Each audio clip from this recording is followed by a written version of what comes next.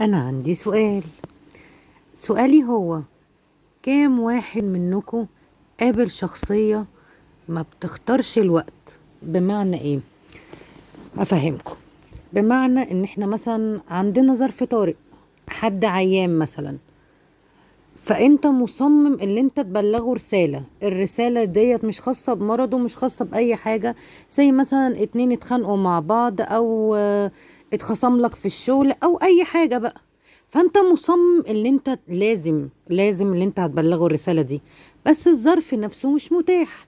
حد داخل عملية، ربنا يشفي الجميع، آه عيان تعبان، اي حاجة بقى من الحاجات دي، لا انت مصمم ان انت هتبلغوا الرسالة دي.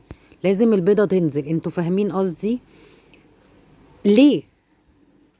طب ما انت كده كده لو عايز تبلغوا الرسالة هتبلغها له بعد كده، بس استنى الوقت. لا، هو انا هبلغها دلوقتي، وتفضل تحرك وتفرك لغاية ما تبلغ الرسالة. طب انت استفدت ايه؟ انتوا فاهمين انا عايزة اقول لكم ايه؟ الناس دي ما بتختارش الوقت وما عندهاش كمية احساس، معدومة، فعلا معدومة. كان فيكو واحد قابل الشخصية دي؟ ولو قابلتوها انتوا بتعملوا ايه؟ هستنى اجابتكم بسرعة.